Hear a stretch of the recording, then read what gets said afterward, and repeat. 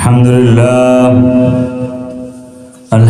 لله وكفى وسلام على عباده الذين اصطفى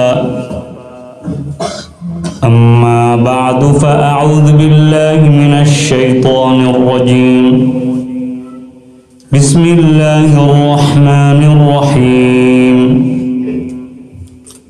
قل هل يستوي الذين يعلمون والذين لا يعلمون وقال تعالى يا أيها الذين آمنوا قوا أنفسكم وأهليكم نارا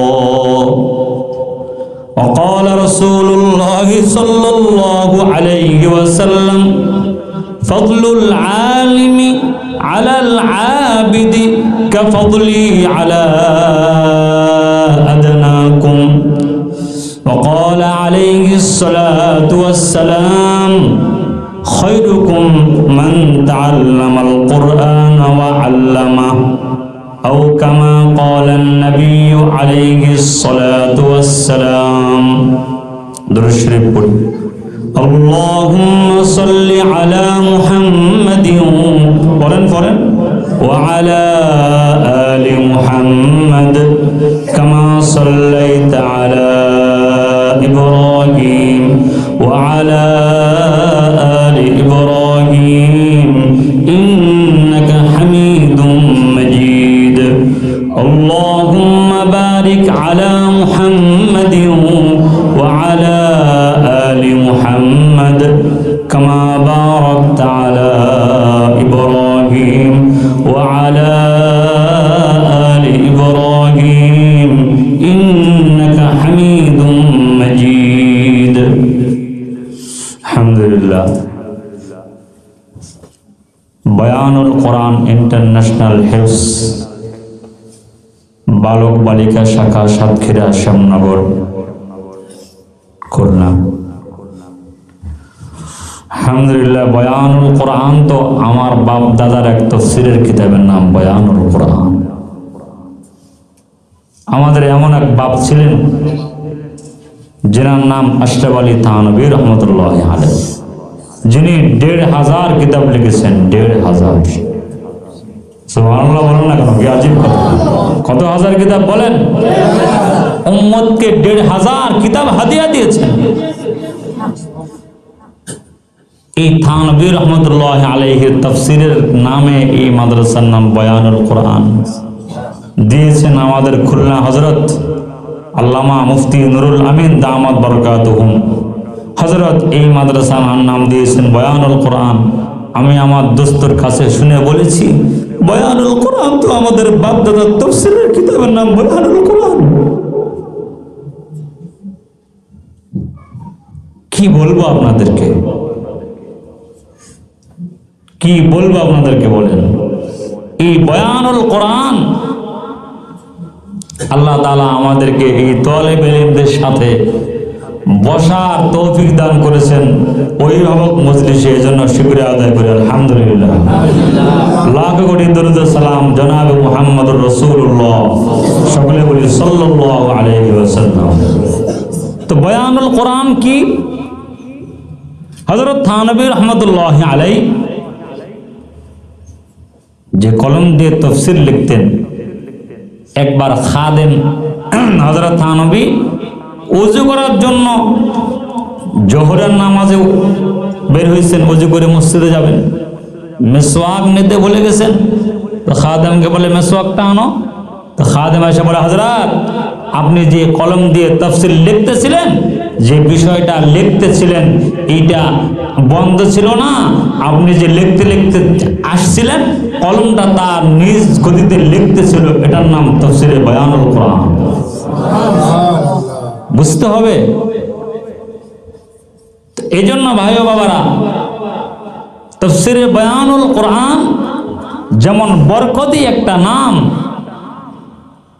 এই মাদ্রাসারও এই বরকতি নাম বয়ানুল কোরআন। আল্লাহ তাআলা এই মাদ্রাসাকে কবুল করেন। নবীজি কি বলছেন? তোমাদের মধ্যে সর্বোত্তম ওই ব্যক্তি যিনি কোরআনে কারীম শিক্ষা করে এবং অপরকে শিক্ষা দেয়। এখন আমার সন্তানটা কি শিখে এটা তো আমি নিজেও জানি না।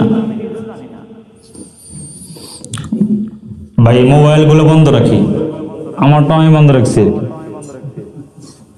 এটা ইবাদত। বয়ানগুলোকে এখন আমরা তামসা বানায় ফেলছি সব। এগুলো কি ভাই বলেন? কোরআন হাদিসের মজলিস সেটা কি বলেন? ইবাদত। বলেন না কেন? কি বলেন? ইবাদত। এটা খামখেয়ালি না। একটা মজলিসে যদি আপনি আজমতের সাথে বসেন, এটা আপনার নাজাতের ওসিলা হবে। কিসের ওসিলা হবে বলেন? আপনারা এই শ্যামনগরের লোক মনে হয় সুবহানাল্লাহ বলতে পারেন না, জবানের সমস্যা আছে মনে হয়। এটা আপনার কিসের ওসিলা বলেন?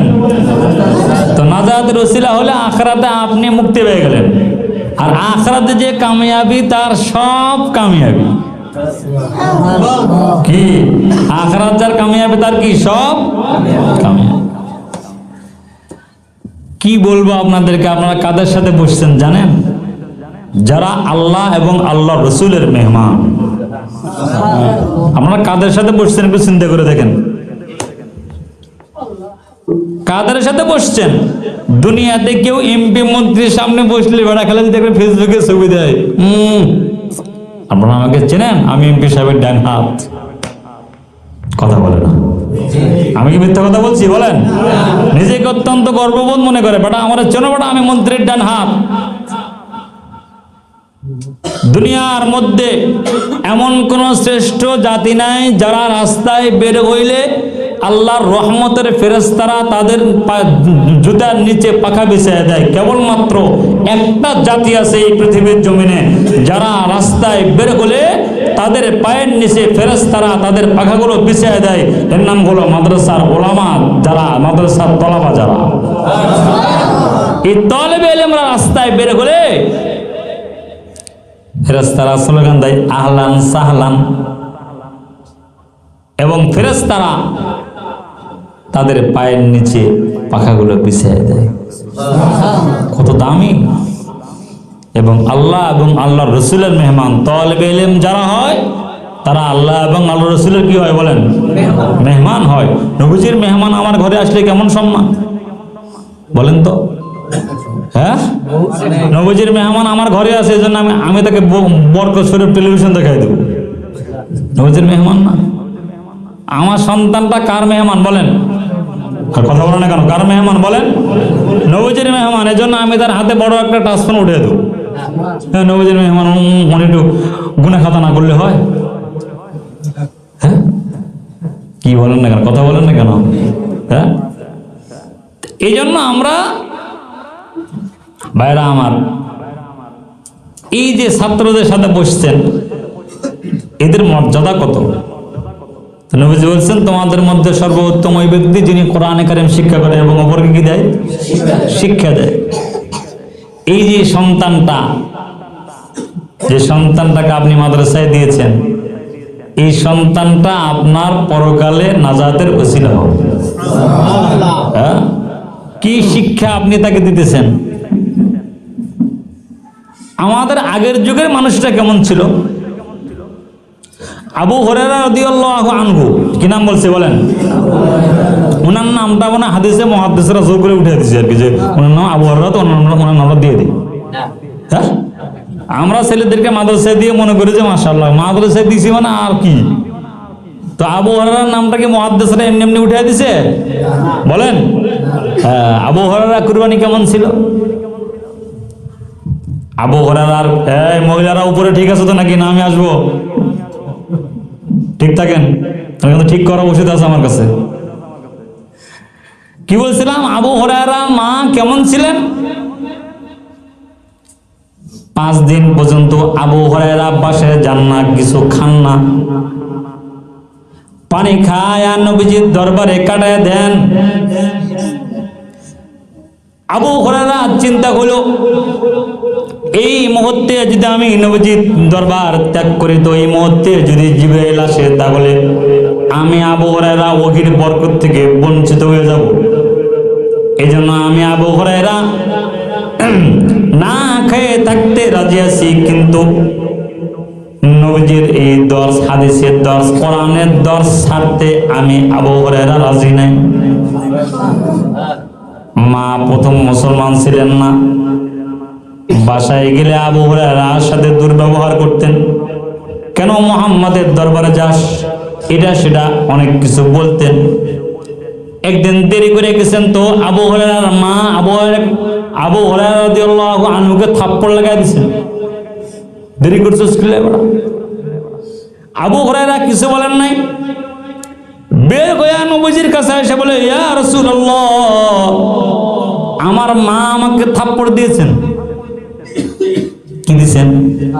থাপ্পড় দিয়েছেন। নবীজি বলেন, তুমি কি তোমার মার নামে নালিশ করতেছো?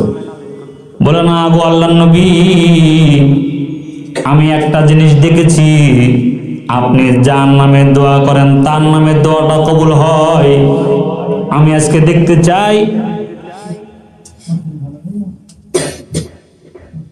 কার নামে আপনি, যাদের নামে আজকে দোয়া করেছেন আজ পর্যন্ত সবার নামে দোয়া কবুল হয়েছে। আমি দেখতে চাই যে আজকে আমার মার নামের দোয়াটা আমি বাসায় যাওয়ার আগে কবুল হয় না, যে কবুল হয় আমি আবু হুরায়রা দেখতে চাই। নবীজি দোয়া করছেন, ইয়া আল্লাহ, আবু হুরায়রার মাকে আপনি হেদায়েত দিয়ে দেন। আবু হুরায়রা বাসায় গিয়ে অন্যদিন যখন দরজা ডাক দিত মার মেজাজ গরম থাকে। আজকে যখন দরজায় গিয়ে দরজা নক করেছে তো দরজার ওপার থেকে মিষ্টি ভাষায় ডেকেছে, আসো আব্বু তুমি আসো, দরজা খোলাস। আবু হুরায়রা বুঝছেন নবীজির দোয়া কবুল হয়ে গেছে। ভিতরে ঢুকা দেখে মা গোসল করা রেডি আছে। আবু হুরায়রাকে জড়ায় ধরে বলে, তাড়াতাড়ি নবীজির দরবারে আমাকে নিয়ে যাও, আমি মুসলমান হতে চাই। এই যে আবু হুরায়রার কুরবানি শুরু। এই আবু হুরায়রা এমনি পড়ালেখা পড়া হয়নি, তার কুরবানি করেছেন। আজকে আমাদের সন্তানরা মাদ্রাসায় দিলে আমরাও কি, মাদের কত মহব্বত, বাবা রে বাবা। এখন তো ডিজিটাল মা, আমাদের মায়েরা হলো আনডিজিটাল, বুঝছেন না? কথা কন না কেন আপনারা? ভাই মোবাইল বন্ধ রাখেন, ভাই আপনাদের পায়ে ধরে বলে মোবাইলটা বন্ধ রাখেন। আমি আমার কথা হারাই গেলে কিন্তু আমি উঠে যাবো এখান থেকে। আমি আমার বড়দের কিছু কথাবার্তা আপনাদের সামনে বলবো, আমার কিছু নাই। মোবাইল তো কেন ভাই, মোবাইল তো আপনার সাথে আমার মোবাইলটা অনেক জরুরি। আমি মোবাইল বন্ধ রাখছি এখন, রাগ করেন না। আমার এটা ইবাদত, এখানে বসে বসে কথাবার্তা বললে আপনার কারণে সবার মনোযোগ দিকে চলে যাচ্ছে। কি ঠিক কিনা? কথা বলেন না কেন? রাগ করার কিছু নেই। এখন আমাদের মায়েরা তো ঠিক মতো টাকা পয়সা করতে পারতো না, তাদের পেট থেকে বড় বড় সন্তান তৈরি হয়েছে। আব্দুল মালিক দামাত বারাকাতুহু আমাদের এশিয়া মহাদেশের মধ্যে সবচাইতে বড় শায়খুল হাদিস, বড় আলেম। ওনার মা সাধারণ একজন গ্রাম্য মহিলা, পর্দা বসিতে চলে, বলে ঠিক মতো আমার মা টাকা গুনতে পারেন না, কিন্তু ওনার পেট থেকে সন্তান হয়েছে কি শ্রেষ্ঠ আলেম। বলে আমাদের মায়েরা কি আনডিজিটাল, আর এখনকার মায়েরা মাশাআল্লাহ প্রতিদিন সন্তানকে দেখতে আসে 3 বেলা। শোনেন, আমি তো দু চোখে দেখি না। আমার মা আমাকে 7 বছর বয়সে মাদ্রাসায় ভর্তি করে দিয়েছেন। আমি মাদ্রাসায় যেখানে প্রথম পড়েছি সেখানে পড়েছি হলো 7 বছর। এই 7 বছরের মধ্যে মা একবারও যান নাই। পরে যেখানে পড়েছি সেখানে পড়েছি 2 বছর। এই 2 বছরের মধ্যে মা একবারও যান নাই। আমার ছাত্র জীবনে আমার মা কোনোদিনও মাদ্রাসায় গেছে না। আমার এক খালা জিজ্ঞেস করছে, তুমি তোমার সন্তানকে মাদ্রাসায় দিয়ে যাও না? যে কয়, আমি আল্লাহর বলে ছেড়ে দিচ্ছি, আমি কার মতো পরে করবো। আল্লাহ তাআলা, আমি ঘরে বসে দোয়া করলে যথেষ্ট। আমার মাদ্রাসা যাওয়ার কি কাম? হ্যাঁ, এই জন্য সন্তান কি পড়ে এটা শুকরিয়া আদায় করা দরকার। আব্দুল হাই লখনবী রহমতুল্লাহ আলাইহি, যিনি 7 বছর বয়সে হাফেজে কোরআন হয়েছেন। সুবহানাল্লাহ বলেন না কেন? কি আজীব! কত বছর বয়সে বলেন? 7 বছর বয়সে হাফেজে কোরআন হয়েছেন আব্দুল হাই লখনবী। বাপ এত খুশি হয়েছেন, এলাকার সব ওই লখনৌর যত লোকজন ছিল তাদের সবাইকে ডেকেছেন, ডেকে বলে তোমরা জানো নি আমার সন্তানের সিনাই পুরা 30 পারা কোরআন আছে, একদম ফাতিহা থেকে নিয়ে নাস পর্যন্ত আছে। এই 30 পারা কোরআন রব্বুল আলামিন আমার সন্তানের সিনাই দিয়েছে। আমার কাছে শুকরিয়া আদায় করার কোনো ভাষা নাই। কি শুকরিয়া আমি আমার মালিকের আদায় করব? এই জন্য আমার কাছে কোনো সম্পদ নাই যে আমি সম্পদ দিয়ে আমার মালিকের শুকরিয়া আদায় করব। আমার কাছে এই আমার লালন পালন করা 7টা গরু আছে। ও আমার লখনৌর মানুষরা, এই 7টা গরু আমি আমার মালিকের শুকরিয়া হিসাবে আপনাদেরকে মেহমানদারি করার জন্য 7টা গরু আমি আপনাদের মেহমানদারির জন্য দিয়ে দিলাম। আমার মালিকে আমার ছেলের সিনায় 30 পারা দিছে, আর কি?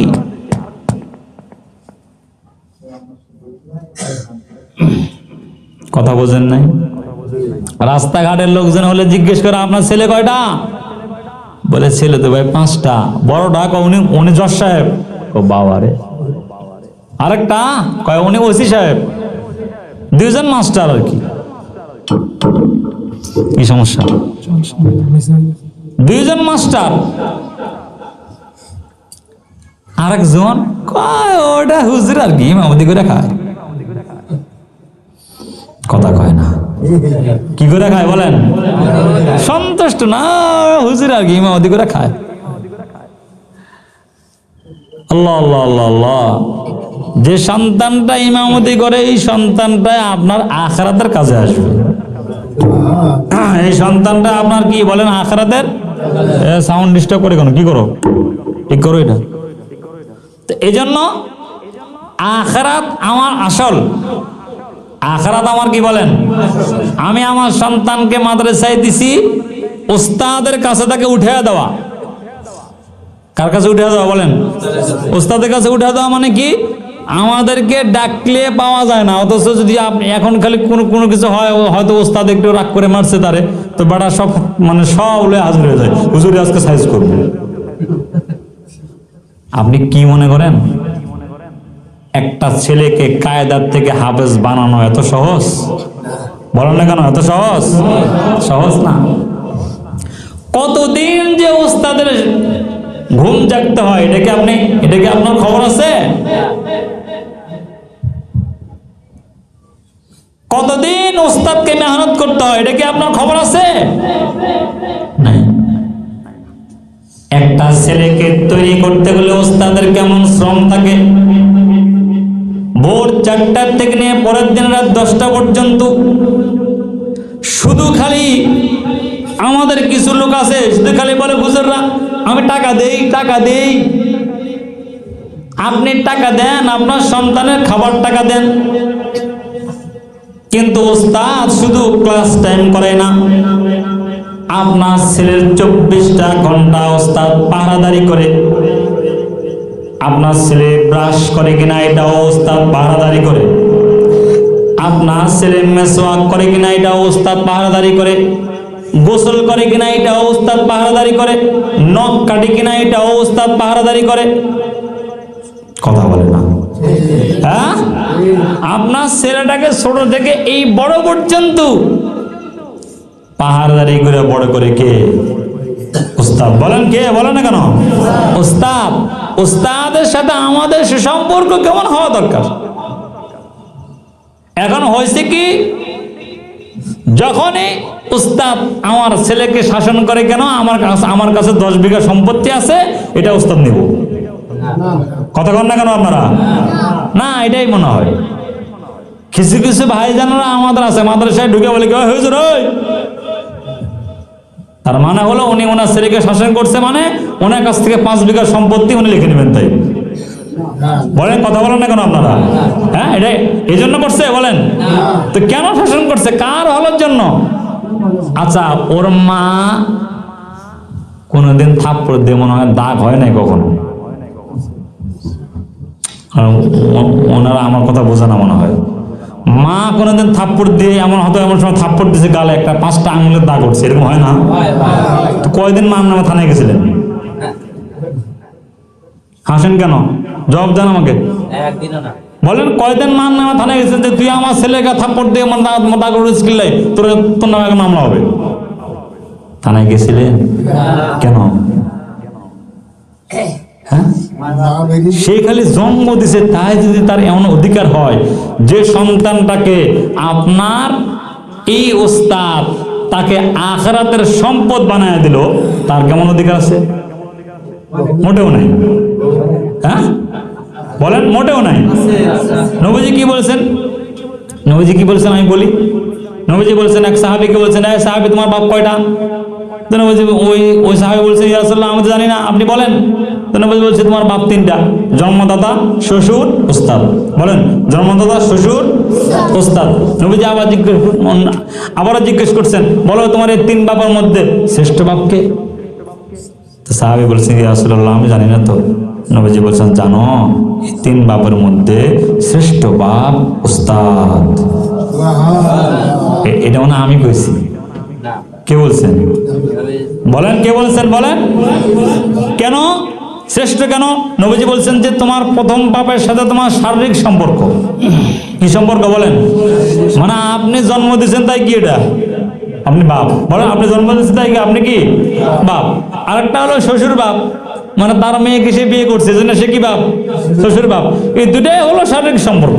কিন্তু উস্তাদের সাথে ছাত্রদের কোনো শারীরিক সম্পর্ক নাই। উস্তাদের সাথে ছাত্রদের আছে আত্মার সম্পর্ক, কলবের সম্পর্ক। এই জন্য নবীজি বলছেন তোমার এই 3 বাবার মধ্যে শ্রেষ্ঠ বাপ একমাত্র উস্তাদ। আম্মা জানরা ভালো করে শোনেন, উপরে যারা আসছেন ভালো করে শুনে নেন। আব্দুল কাদের জিলানী রহমতুল্লাহ আলাইহির মা আব্দুল কাদেরকে নসিহত করতেছে, আব্দুল কাদের বাবা আমার কাছে এসো। সন্তানটাকে কোলের কাছে নিছে, নিয়ে বলে কি জানেন? বলে বাবা রে, আমি মা চাইতো তোমার একজন শ্রেষ্ঠ মানুষ দুনিয়াতে আছে, সে তোমার উস্তাদ। সে তোমার উস্তাদ। তোমার উস্তাদ তোমাকে কোরআন শিক্ষা দিয়েছে রে বাবা। কি এমন হাদিয়া আমি তোমার উস্তাদকে দিব, এমন কোন যোগ্যতা আমার নাই রে আব্দুল কাদের। তবে আমার কাছে কিছু দিরহাম আছে, যেটা তোমার বাবার থেকে নিয়ে নিয়ে আমি জমা করেছি। তোমার বাবা তো আজকে বাসায় নেই, বাইরে আছে। এই যে 600 দিরহাম আমি তোমার উস্তাদজিকে হাদিয়া দিলাম। তুমি 600 দিরহাম তোমার উস্তাদের কাছে পৌঁছে দিবা, যে উস্তাদ তোমাকে কোরআন শিক্ষা দিয়েছে। আব্দুল কাদের জিলানীর মা বলে, আব্দুল কাদের তুমি তোমার উস্তাদজিকে বললে, উস্তাদজি আমার আম্মুর কাছে যদি আজকে 6 লক্ষ দিরহাম থাকতো তো সব আপনাকে দিত। সুবহানাল্লাহ, বলো না, কি আজীব কথা। বারবার আপনাদেরকে বলে দেবো এটা। আচ্ছা আর বলবো না, সরি। 6 লক্ষ দিরহামও যদি আমার কাছে থাকতো তো আমি আপনাদেরকে দিতাম। তোমাকে আমি দিতাম তোমার উস্তাদের কাছে হাদিয়া দেওয়ার জন্য। কারণ নবীজি বলছেন, যে একটা জবর তোমাকে শিক্ষা দেয়, সে চাইলে তোমাকে সারা জীবন তার গোলাম বানিয়ে রাখতে পারে। সে চাইলে তোমাকে বাজারে বিক্রি করতে পারে। সে চাইলে তোমাকে যা খুশি তা করতে পারে। নবী সাহাবী আলী রাদিয়াল্লাহু আনহু তেলাওয়াত করছিলেন। আলী রাদিয়াল্লাহু আনহু তেলাওয়াত করছেন, ইহুদি পাশ দিয়ে হেঁটে যাচ্ছিল। হযরত আলী জবরের জায়গায় জের পড়েছেন। হযরত আলী তেলাওয়াত করছিলেন, ইহুদি পাশ থেকে বলল, আলী এখানে জের হবে না, এখানে জবর দিয়ে পড়ো। কিছুদিন পরে ইহুদি তার বাচ্চা মেয়েকে হযরত আলীর কাছে পাঠিয়ে দিয়েছেন। দিয়ে বলে, আলী আমি তোমার অমুক দিনে উস্তাদ বলছিলাম, আমি অসুস্থ আছি, আমার টাকা পয়সা নেই, কিছু আমার সহযোগিতার দরকার। হযরত আলী চিঠিটা নিয়ে ওই ইহুদি বাচ্চা মেয়েকে নিয়ে নবীজির কাছে গেছেন, যা বলছেন, ইয়া রাসূলুল্লাহ, এই ঘটনা আমাকে একদিন ইহুদি এটা শিক্ষা দিয়েছেন। নবীজি বলেন, আলী রে, তোমার ডানে পিছনে সামনে, ডানে বামে পিছনে সামনে 1 মাস ঘোড়া দৌড়ে রাস্তা, আর এই জমিন থেকে নিয়ে আসমান পর্যন্ত যে খালি জায়গাটা আছে, এখানে স্বর্ণ মুদ্রা রূপো টাকা পয়সা দেয়া ভর্তি করলেও একটা জবরের হক তুমি আদায় করতে পারবে না। যাদের কোনো ঠিক মতো টাকা পয়সা নাই, কিন্তু আপনি তো সংসারে কাটান, উস্তাদরা 5,000 10,000 এই অল্প বেতন নিয়ে তারা শেষ রাত্রে উঠে মাওলানা পাকের কদমে সিজদা দেয়া বলে, আল্লাহ, টাকা কম পাই কিন্তু আমার এই ছাত্রটাকে আপনি মানুষ বানিয়ে দেন, আমার আখিরাত দরকার, আমার এই আখিরাত দরকার, আমি আখিরাত চাই, টাকা চাই না। আল্লাহ, আমার সব সন্তানকে আপনি মানুষ বানিয়ে দেন। কাকে আপনি বকা দিলেন? প্রত্যেকটা উস্তাদের প্রত্যেকটা ছাত্রের জন্য চোখের পানি আছে মিয়া। আপনি তো বাসায় বসে বসে বউয়ের সাথে ল্যাপ গায়ে ঘুমাইতে আছেন, কিন্তু উস্তাদ বউ ছেলে মেয়ে সন্তান সব ধুয়ে মাদ্রাসায় কার জন্য খাটতেছে? কাকে আপনি কি বললেন? কাকে আপনি মাদ্রাসায় এসে ধমক দিলেন? কাকে আপনি মাদ্রাসায় এসে কটু ব্যবহার করলেন? যে না আপনার সন্তানের জন্য খাটতেছে, আপনার সন্তানের জন্য চোখের পানি ফেলে। আপনি দেখেন না, দেখতেন যদি আপনি শেষ রাত্রে আসতেন, যদি আপনি শেষ রাত্রে আসতেন তাহলে বুঝতে পারতেন আমাদের মাদ্রাসাগুলোতে শেষ রাত্রে ছাত্রদেরকে কবুল করার জন্য উস্তাদের যে কান্না আছে। আপনার এই ছোট বাচ্চারা একদিন মক্তব পড়তো, কায়দা পড়তো, আমপারা পড়তো, নাজরা পড়তো, এই পড়তে পড়তে উস্তাদের দোয়ার বরকতের কারণে সে আজকে হাফেজে কোরআন হয়ে গেছে। শুধু খালি উস্তাদের দোয়ার বরকত না, গর্তের পিপিলিকা থেকে নিয়ে সমুদ্রের মাছ পর্যন্ত সবাই আপনার সন্তানের জন্য দোয়া করতে থাকে। সবাই আপনার সন্তানদেরকে সেলুট দেয় একমাত্র উস্তাদের কারণে। উস্তাদ যত যোগ্য হয়, ছাত্র তত যোগ্য হয়। আর আপনারা ভালো করে মনে রাখবেন, শাসন ছাড়া কিন্তু মানুষ কখনো কেউ হতে পারে নাই। যে ওসি বলে মারা যাব না, মারা যাব না, সে ওসির থেকে খবর নিয়ে দেখেন পাশায় বাড়ি গিয়ে পরে ফুটে হয়ে ওসি হয়েছে।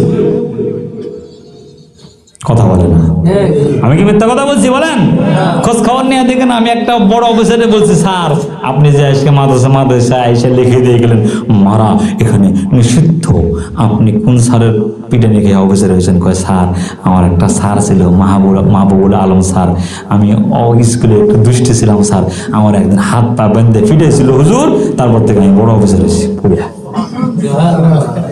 এগুলাম নিজেরটা তো ঠিকই বুঝছেন, মানুষেরটা কেটা বুঝবো? কি করলাম, কিছু করার নাই, যেমন তেমন, যেমন তেমন। এই জন্য ওস্তাদরা শাসন করে ঠিকই, আদর করে কেমন জানেন? তাহাজ্জুদে জানামাজে সিজদা দিয়ে সন্তানকে আদর করে রব্বুল আলামিনের কাছ থেকে দোয়া চেয়ে নেয়। মিয়া আপনি কারে কি বললেন? বলেন, যে মানুষটা আপনার সন্তানের পিছনে 24 ঘন্টা খাটে, তার আপনার সন্তানকে ধমক দেওয়ার কোনো অধিকার নাই। কথা বলে না কেন? আপনার অধিকার নাই? হ্যাঁ, কেন নাই? আপনাকে জন্ম দিয়েছেন, জন্ম দিয়ে দেখেন কেমন লাগে। কি বলে, আপনি জন্ম দিয়েছেন, জন্ম দিয়ে দেখেন কেমন লাগে। জন্ম তো সবাই দেয়, জন্ম দিতে পারে সবাই, কিন্তু মানুষ করে দেয় কয়জন? হায় হায় রে, এই মানুষগুলো বাংলা বোঝে না মনে হয় আমার। কথা ভাইরা আমার, এই জন্য আমি আপনাদেরকে বলবো, আপনার সন্তানের বাবা দুইজন। এখন কজন বাবা বলেন? একজন আপনি শারীরিক বাবা, আরেকজন রুহানি বাবা। কি বাবা বলেন? বলেন সবাই বলেন, রুহানি বাবা। এই দুই বাবা মিলে পরামর্শ করে যখন সন্তানের মারের দরকার তখন মার হবে, যখন সন্তানের ধমকের দরকার তখন ধমক হবে, যখন সন্তানের আদরের দরকার তখন আদর হবে। কি করবে এটা ওস্তাদ ভালো বুঝবেন। আপনি এসে যদি পণ্ডিতি করেন আপনার ছেলে জিন্দেগিতে মানুষ হবে না, এটা চ্যালেঞ্জ। আপনি ডাক্তার চেনেন? ডাক্তারে বলছে আপনার ছেলে সকালে খাবো না পায় 1 ট্যাবলেট, দুপুরে 1টা, রাতে 1টা। আপনি কোন কি? হ্যাঁ মিয়া, ছেলে আমার সকালে 5টা খাবো, দুপুরে 5টা, রাতে 5টা। চলবে না? কথা কন। ডাক্তার তো ভালো বোঝেন, উস্তাদ বোঝেন না কেন? মা কি করে? মা যখন মানে যখন পেটে থাকে ডাক্তারে বলে কি, ম্যাডাম আপনি না ঠান্ডা জাতীয় জিনিস খেতে পারবেন না, এরপরে এটা না আপনার নিষেধ, ওটা না নিষেধ, পানি তোলা নিষেধ, উপরে ওঠা নিষেধ, সিঁড়িতে নামা নিষেধ, গাড়ি দিয়ে ওঠা নিষেধ, খালি শুয়ে শুয়ে থাকবেন, কথা বলে না। তো মহিলা কেমনে চলে যাতে তার সন্তানের কোনো ক্ষতি, কথা বলে না কেন, সন্তানের কোনো ক্ষতি না হয়। জন্মের পরে মুরব্বীরা কি বলে, খবরদার বেশি ঝাল জাতীয় জিনিস খাওয়া যাবে না, কারণ তোমার দুধ কিন্তু বাচ্চা খায়, খালি কিন্তু তার পেট জ্বলবো। কি আপনার কথা কন না কেন ভাই? আমি কি মিথ্যা কথা বলছি বলেন? এখন মা কি করে, আস্তে আস্তে খায়, ঠান্ডা জাতীয় জিনিস কোনো খায় না, এটা খায় না, ওটা খায় না, এই খায় না, সে খায় না, কয় আমি পানি খাই না, জোরে কাশলে এটা হয় সে হয়, আমার ছেলে ঠান্ডা লাগে। কত সাবধানতা অবলম্বন করে আপনি একটা সন্তানকে বড় করলেন, বড় করে কি করলেন, তাকে আপনি কোরআন শিক্ষা দিলেন না, নামাজ শিক্ষা দিলেন না, জাহান্নামের পথে পরিচালিত করলেন। তা আপনার এই জন্ম দেওয়ার কি সার্থকতা হলো কি? হ্যাঁ, এখন এবার আসেন মাদ্রাসায়। মাদ্রাসায় আসার পরে হুজুর যদি বলে আপনার সন্তানকে সপ্তাহের মাঝখানে বাড়িতে নেওয়া যাবে, বলেন কেন বাড়িতে নেওয়া যাবে? আপনি কি বলেন? যে হুজুর নেওয়া লাগবে হুজুর। এখন নিয়ে গেছেন, সন্তানের হয়েছে 10 পারা। কয় পারা বলেন? 10 পারা। ওস্তাদ জি মেহনত করে খেয়ে না খেয়ে পরিশ্রম করে 10 পারা ইয়াদ করে দিয়েছে, মাশাআল্লাহ। আপনি বাসায় নিয়ে 10 দিন রেখে আসছেন, 10 পারা যা ছিল সব শেষ হয়ে গেছে। আমি তো মনে করি পোলারে ফিরানোর দরকার নেই, আপনারা ফিরানোর দরকার। আপনারা ফিরালে সব ঠিক। কেন এই পোলাটাকে 10 দিন সপ্তাহের মাঝখানে নিয়ে যে 10 দিন বিয়ে খাইতে রাখতে হবে, কে বলছে আপনাকে? বলেন, কথা বলেন না কেন ভাই? এগুলা নিজেদেরকে আত্মসমালোচনা করেন। আমি যে যা আপনাকে বললাম, আসলে সন্তান ওইভাবে কেমন হওয়া দরকার, মা কেমন হওয়া দরকার? মা তো শক্ত হবে, হ্যাঁ মা শক্ত হইতে হবে। উপরের মারা শুনতেছেন, ভালো করে শোনেন। বাইজিদ বুস্তামি রহমতুল্লাহ আলাইহি, আমরা ওনার নাম শুনছি না? বলেন, কথা বলেন না কেন? ওনার মা একবার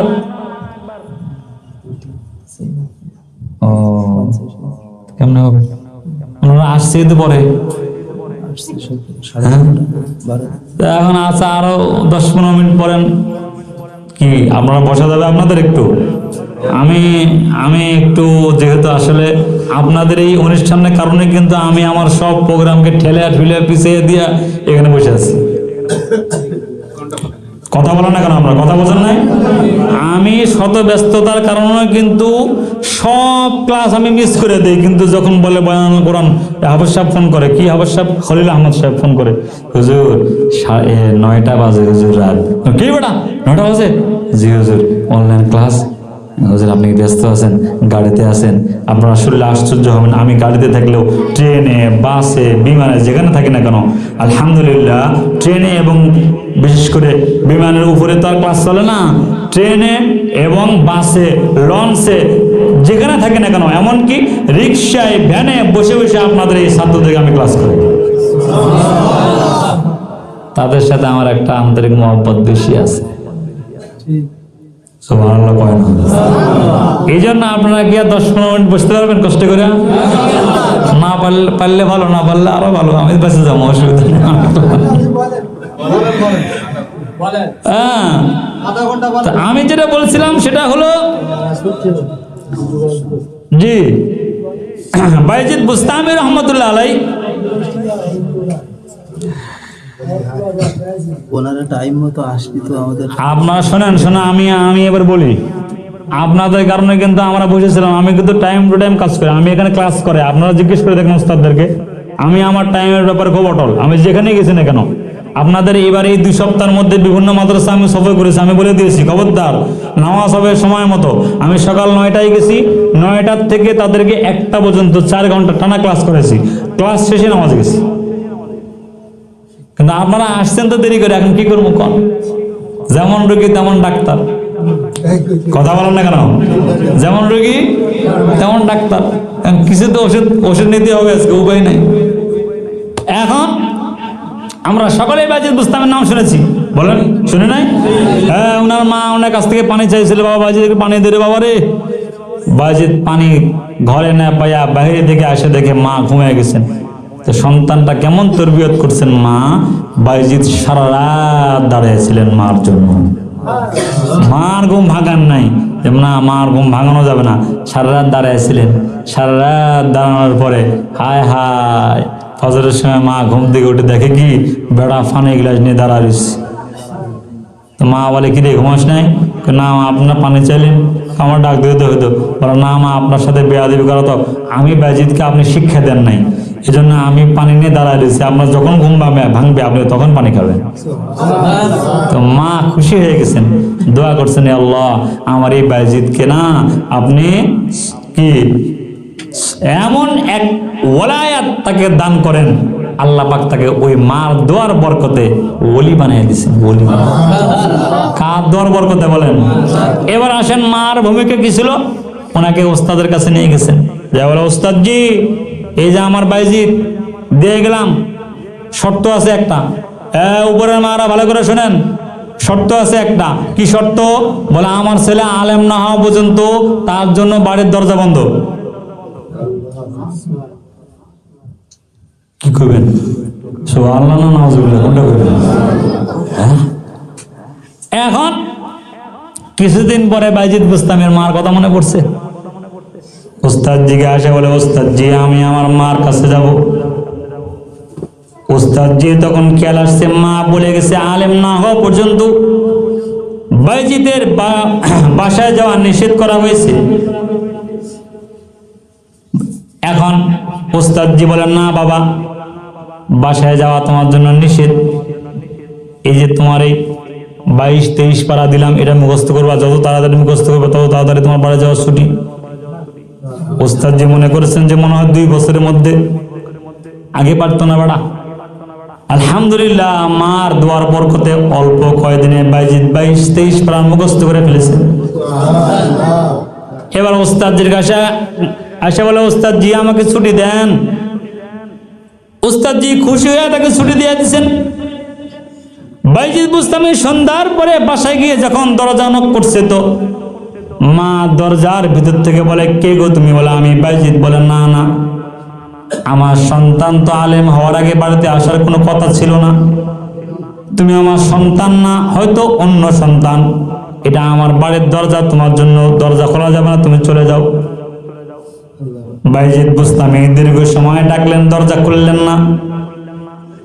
মধ্যরাতে সন্তান ডেকে বলে মা গো, মাদ্রাসা থেকে আসছি, অনেকক্ষণ ক্ষুধা লাগছে, দরজা খুলে দাও। বাইজিদের মা বলে না না, তুমি আমার বাইজিদ না,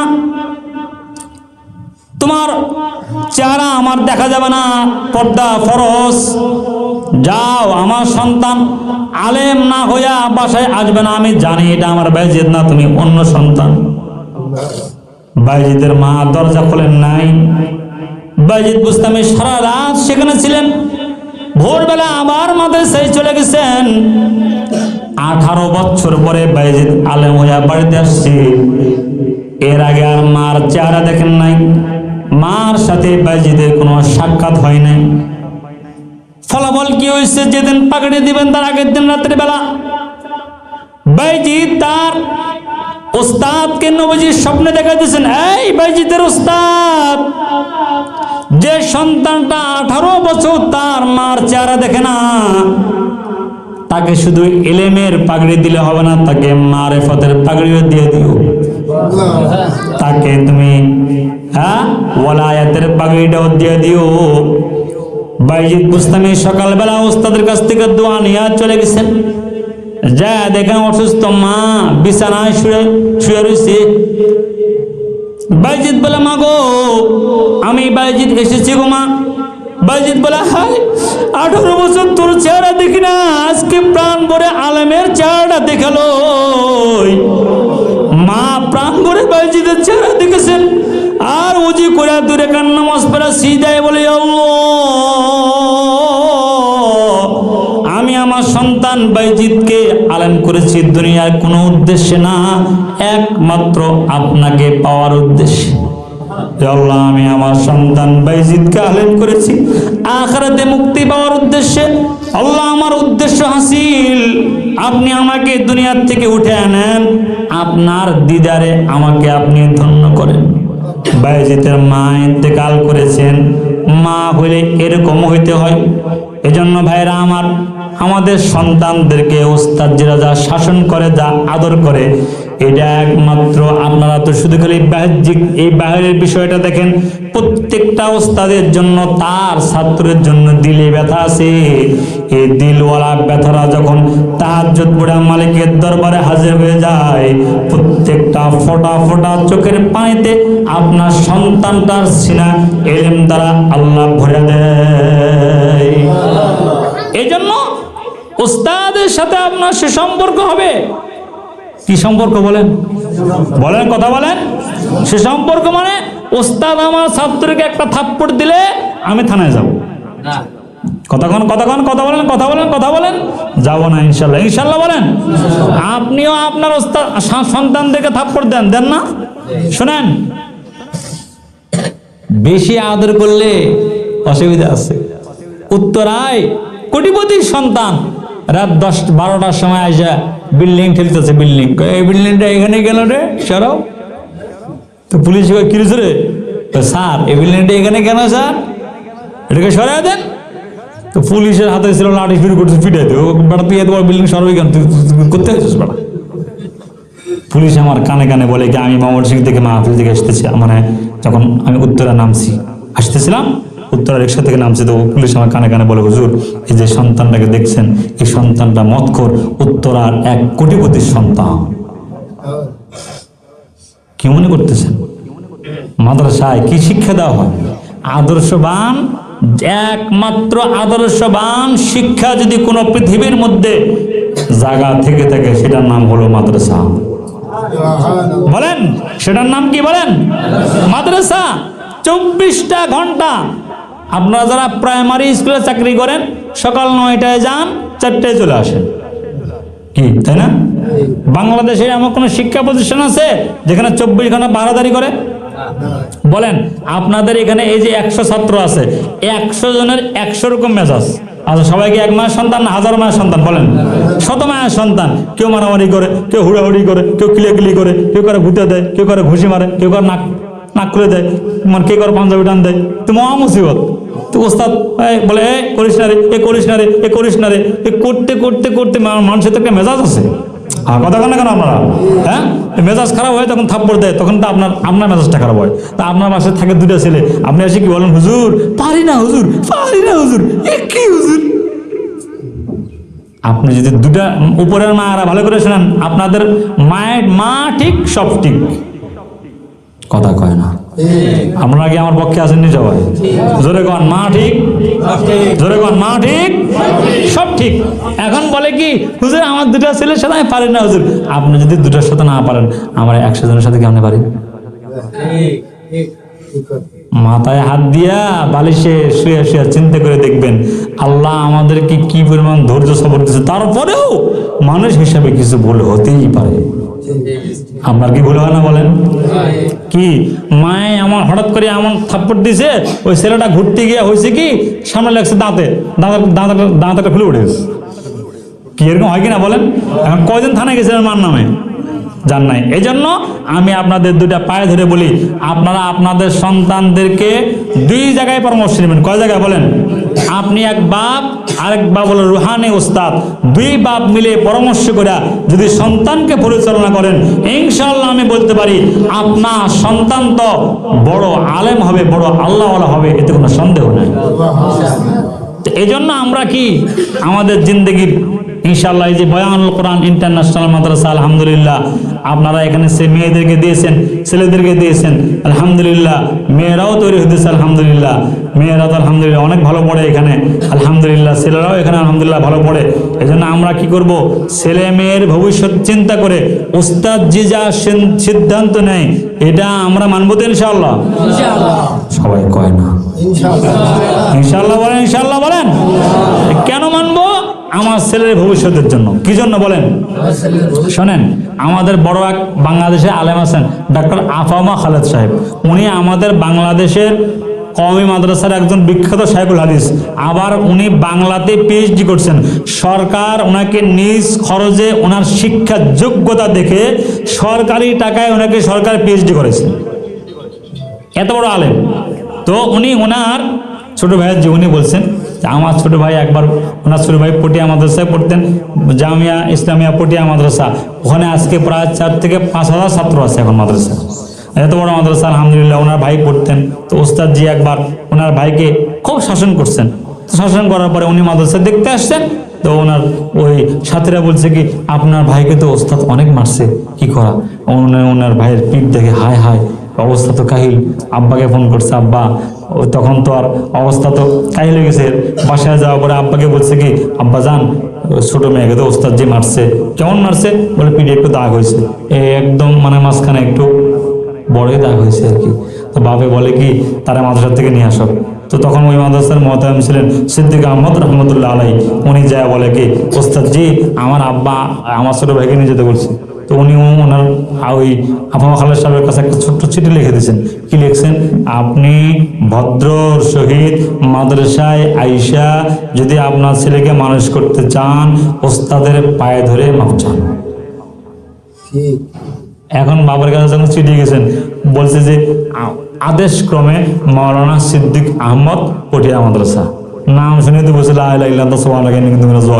হায় হায় এত বড় বলি আদেশ করছে, উপায় নাই। যায় দেখে ছাত্র ভর্তি হেফসখানা, ওস্তাদ যে বসে বসে পড়াইতেছেন, ওনার আব্বাকে সকল ছাত্রের সামনে ওস্তাদের পায়ে পড়ছে, বলে ওস্তাদ জি আমাকে মাফ করে দেন, আমার ছেলের জন্য দোয়া করবেন। ডক্টর আফামা খালেদ সাহেব বলে, ওস্তাদ জি এমন খুশি হয়েছেন, খুশির ঠেলায় ওস্তাদের চোখ দিয়ে পানি পড়ছে, তাকে কাছে নিছেন, কোলে নিছেন, মাথায় হাত দিয়ে দোয়া দিয়েছেন। ডক্টর আফামা খালেদ সাহেব বলে, ও ভাইরা আমার, আমরা আর কি যোগ্য আলেম, আমার এই ভাই 100 কিতাব আরবি যারা বিশ্ব থেকে বড় বড় ওলামায়ে কেরাম লিখেছেন, এই 100 কিতাব আমার এই ভাই সব মানে কিতাবগুলো উনি বাংলাতে তর্জমা করেছেন। এত বড় আলেম তৈরি হয়েছেন কার দোয়ার বরকতে? দোস্ত বলেন তো, ওস্তাদের দোয়ার বরকতে। ইনশাল্লাহ আর একটা বিষয় হলো সেটা যে আপনারা ইনশাল্লাহ আমাদের এই ছাত্রদের জন্য যখন যে নিয়মগুলো করা হবে মাদ্রাসার কানুনের উপরে, নিয়মের উপরে, যখন যে বিষয়গুলো ইনশাল্লাহ, আর প্রত্যেকটা বিষয় আমরা খেয়াল রাখবো যে আমাদের মাদ্রাসা যে খানার যে বিষয়গুলো, আমরা টাকা পয়সাগুলো ইনশাল্লাহ সময় মতো পৌঁছে দেবো, যাতে আমাদের ছাত্রদের কি না হয়, কষ্ট না হয়, আমাদের মেহমানদের যাতে কষ্ট না হয়। এই জন্য ইনশাল্লাহ আমরা এটা চেষ্টা করবো তো ইনশাল্লাহ, এবং ওস্তাদের পরামর্শ অনুযায়ী আমাদের এই বয়ানুল কোরআন ইন্টারন্যাশনাল মাদ্রাসা আল্লাহ তাআলা যাতে এই মাদ্রাসাকে কবুল করেন, এজন্য ইনশাআল্লাহ আমরা মেহনত করব। আমাদের জিন্দগির প্রথম সাকসেসফুল হইল আমরা আমাদের ছেলেদেরকে বা আমল একজন সন্তান দেখতে চাই। কি আমল সন্তান বলেন? বা আমল মানে নামাজ ছেড়ে দেয়, বলেন বা আমল মানে ফজর নামাজের খবর নাই। হ্যাঁ, আমাদের এক দোস্ত আহবাব আছেন হযরত মাওলানা মুফতি আনিসুর রহমান আশরাফি সাহেব, উনি বলেন আমার মা কেমন ছিলেন, বলে ওনারা 5 ভাই 3 বোন। কয় ভাই? 5 ভাই 3 বোন। বলে আমরা আমাদের রুমে ঘুমাইতাম, ওই যে প্রাইমারি স্কুলে যে মানে সকালবেলা যে বেল পিটায় না, কথা বলেন না কেন, এই বেল পিটায়, এই বেল আম্মা ফজরের সময় পিটাইতেন, প্রত্যেকটা ঘরের সামনে সামনে গিয়া যতক্ষণ ঘরওয়ালা না উঠতেন এতক্ষণ বেল উনি পিটাতে থাকতেন। সেজন্য আম্মাজানরা যারা আসছেন ইনশাআল্লাহ, আসলে আরো বিষয়ে আলোচনা করার ইচ্ছা ছিল কিন্তু সময় আপনারাও লেটে আসছেন, আর কি করার। আলহামদুলিল্লাহ, এটা যেহেতু অভিভাবক সমাবেশ প্রথম, ইনশাল্লাহ সামনে যদি আপনাদেরকে ডাকা হয় আপনাদেরকে সময় মতো পাওয়া